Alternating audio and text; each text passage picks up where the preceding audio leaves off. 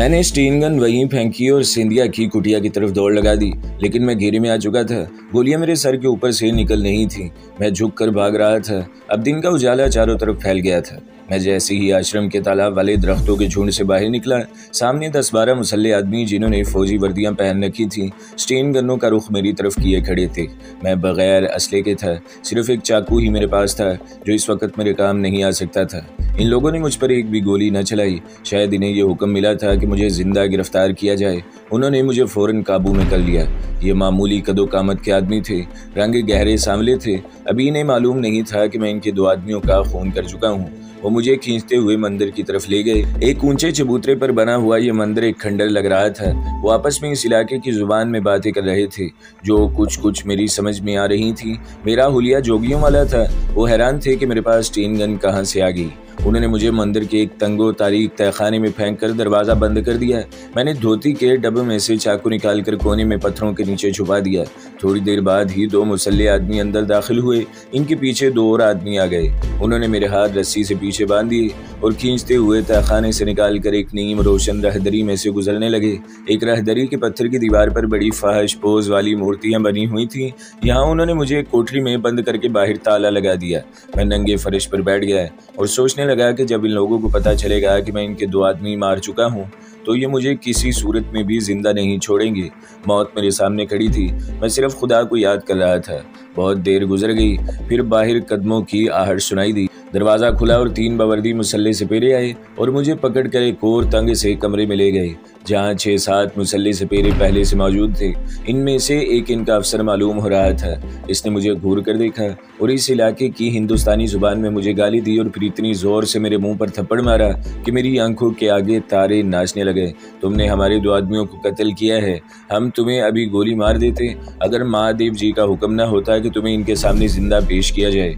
मैंने दिल में खुदा का शुक्र अदा किया कि इस वक्त तो जान बच गई, आगे जो होगा देखा जाएगा।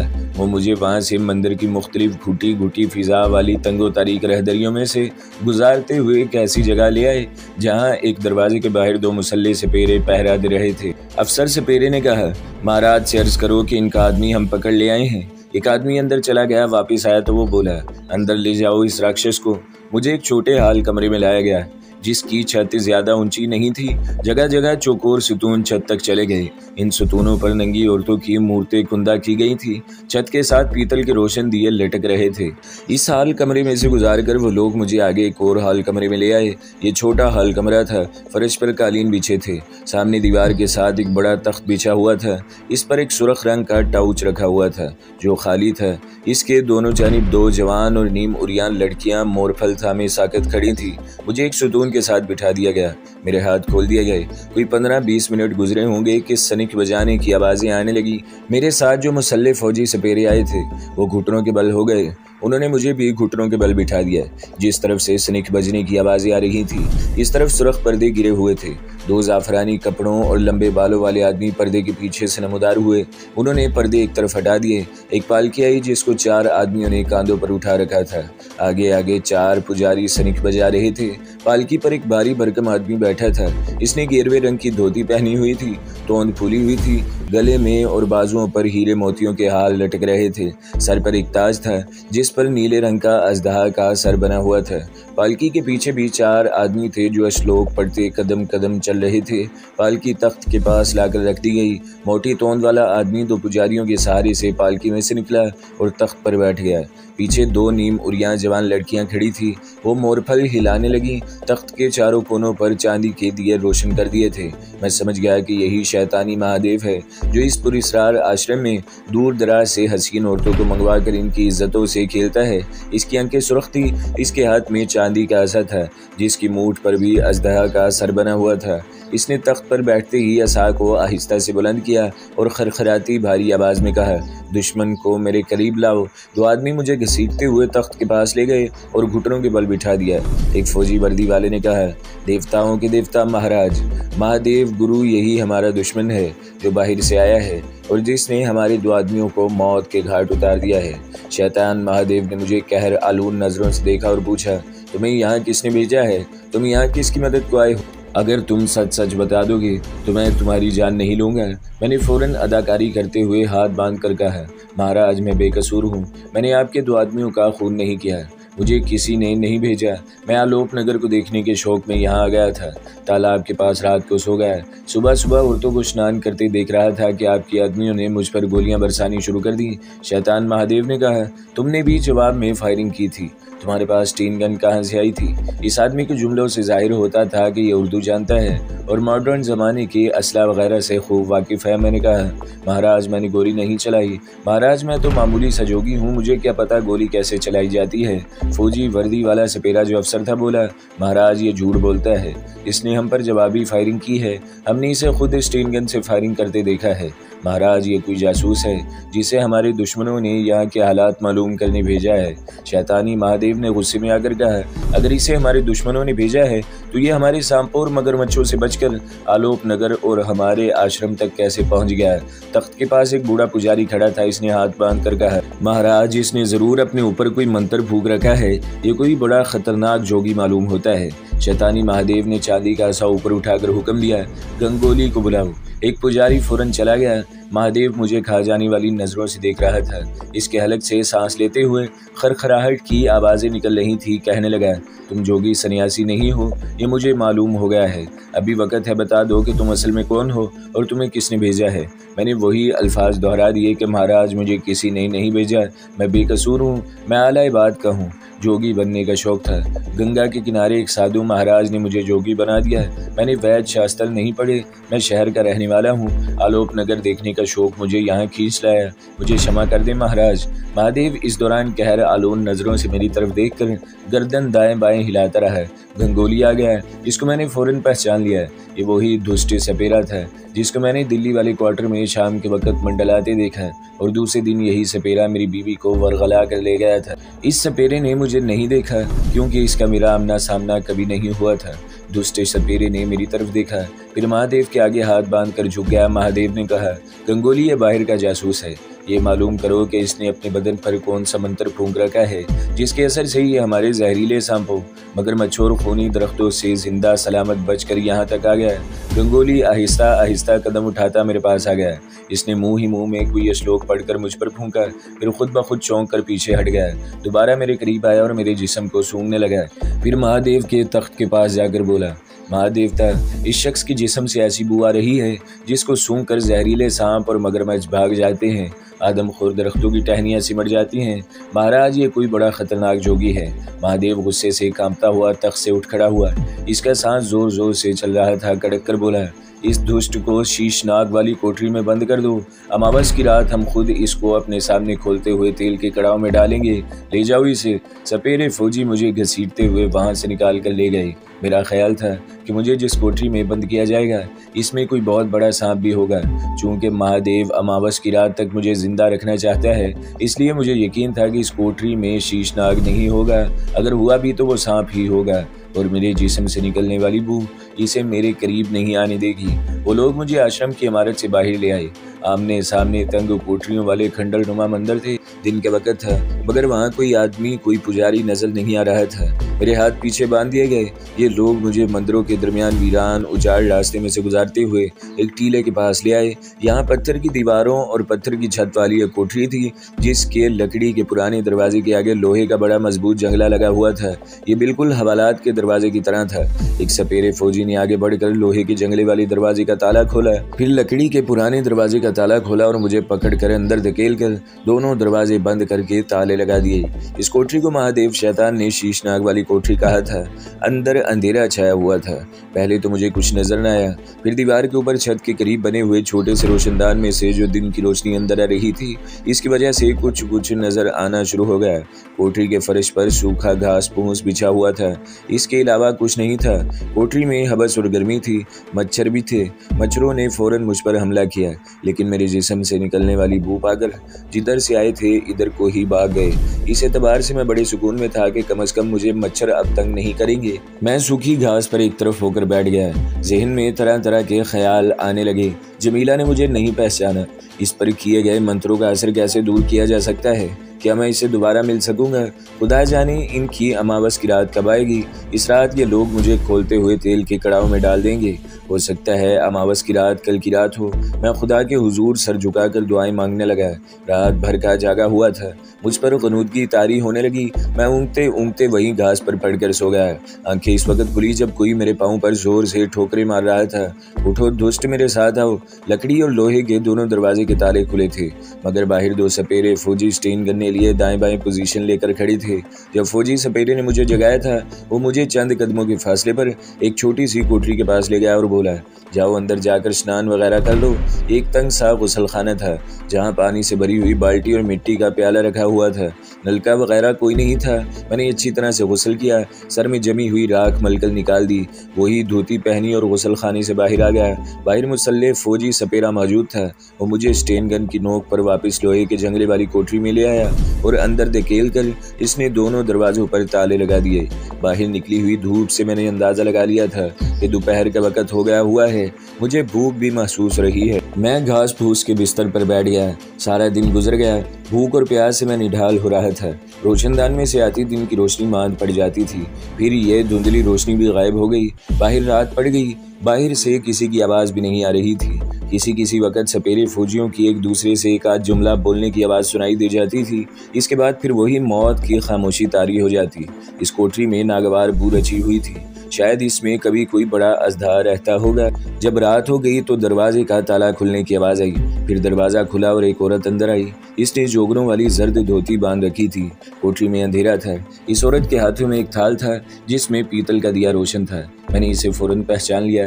ये जोगन माया देवी की सहेली और हम दोनों की दोस्त सेंधिया थी। इसने तश्त मेरे आगे रख दिया और सरगोशी में कहा, खामोश रहना। वो मेरे लिए खाने को रोटियां, सब्जी का सालन और कुछ केले लाई थी। पीतल का दिया इसने ताक में रख दिया था। फिर ऊंची आवाज में कहा, महादेव जी ने तुम पर मेहरबानी करके तुम्हारे लिए भोजन भेजा है, परंतु अमावस की रात तक तू जो कुछ भी खा सकता है खा ले, फिर तेरे जीवन का सफ़र ख़त्म हो जाएगा। शायद ये अल्फाज वो कोठरी के बाहर पहरे पर मौजूद मुसल्ले सपेरे फौजियों को सुनाना चाहती थी।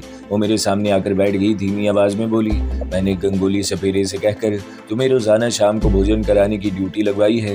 वो मुझ पर बड़ा मेहरबान है क्योंकि मैं इसे बहुत खुश करती हूँ। मैंने कहा, सेंधिया ये सब कुछ क्या हो गया है? मेरी बीवी अगर चीख ना मारती तो मैं इसे निकाल कर ले गया था, मगर इसने मुझे बिल्कुल नहीं पहचाना। हम बड़ी धीमी आवाज़ में बल्कि सरगोशियों में बातें कर रहे थे। वो कहने लगी, अब तुम्हारी बीवी ने थोड़ा थोड़ा तुम्हें पहचान लिया है। वो मुझसे तुम्हारी बातें करती रही है। मैंने खुश होकर कहा, क्या तुम सच कह रही हो? हाँ, सेंधिया ने आहिस्ता से कहा, 2-1 दिन में इस पर मंत्रों का असर शायद ख़त्म हो जाए। मैंने आह भरकर कहा, अब क्या फ़ायदा, ये लोग तो मुझे ख़त्म कर देंगे। शायद अब कभी जमीला से मुलाकात ना हो। सेंधिया ने कहा, फिक्र क्यों करते हो? तुम्हें अमावस की रात को खोलते तेल में डाला जाएगा और अमावस की रात में अभी 1 हफ्ता बाकी है। ये सुनकर मेरा कुछ हौसला बढ़ा। मैं रोटी भी खा रहा था और सेंधिया से आहिस्ता आहिस्ता बातें भी कर रहा था। मैंने कहा, सेंधिया क्या तुम मुझे और मेरी बीवी को यहाँ से निकाल सकती हो? इसने कहा, मैं इसलिए तुम्हारे पास आई हूँ। मैं कोशिश करूँगी कि तुम अपनी बीवी को लेकर यहाँ से फरार हो जाओ, लेकिन अभी मुझे कोई रास्ता तलाश कर लेने दो। मैं कल आऊँगी तो तुमसे बात करूँगी। मैंने जल्दी खाना खा लिया, पानी पिया। सेंधिया तश्त उठाकर कोठरी से निकल गई। बाहर खड़े फौजी सपेरे ने पहले लकड़ी के दरवाजे पर और फिर लोहे के जंगले पर ताला लगा दिया। सेंधिया के आने से मेरे दिल में उम्मीद की एक और किरण रोशन हो गई। ये औरत मेरी मदद कर सकती थी। वो समझदार थी और बहादुर भी थी। दूसरा दिन मैंने सख्त बेजारी के आलम में गुजार दिया। शाम के वक्त सेंधिया मेरे लिए खाना लेकर आ गई। मुझे दिन में सिर्फ 1 बार खाने को मिलता था, मगर मुझे बड़ा अच्छा खाना दिया जा रहा था।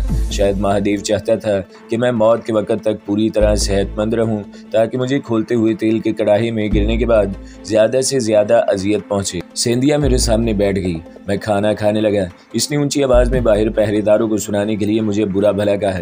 महादेव की थोड़ी सी तारीफ की और खामोश हो गई। चंद लम्हों के बाद धीमी आवाज़ में कहने लगी, तुम्हारी बीवी पर किए गए मंत्रों का असर काफ़ी ख़त्म हो गया है। रात को जब वो महादेव के आश्रम में जाने लगी तो मुझसे बोली, सेंधिया मुझे इस दोज़ख से निकालो। मैं अपने खामंद करमदाद के पास जाना चाहती हूँ। अगर वो मर गया तो मैं ज़िंदा नहीं रहूँगी। मेरी जान में जान आ गई। अगरचे मुझे अपनी ज़िंदगी का कुछ पता नहीं था कि मैं हफ्ते के बाद ज़िंदा भी होऊंगा या नहीं। इसके बावजूद जमीला की यादाश्त के वापस आ जाने की मुझे बेहद खुशी हो रही थी। मैंने सेंधिया से कहा, सेंधिया यकीन करो, अगर तुम्हारे महादेव ने मुझे मरवा दिया तो मेरी बीवी वाकई जिंदा नहीं रहेगी। वो मुझसे बेहद मोहब्बत करती है। सेंधिया ने दरवाजे की तरफ एक नज़र डाली, फिर मेरी तरफ झुककर कहा, मैंने तुम दोनों के फरार का सोच लिया है। मैंने खुश होकर कहा, क्या तुम सच कहती हो?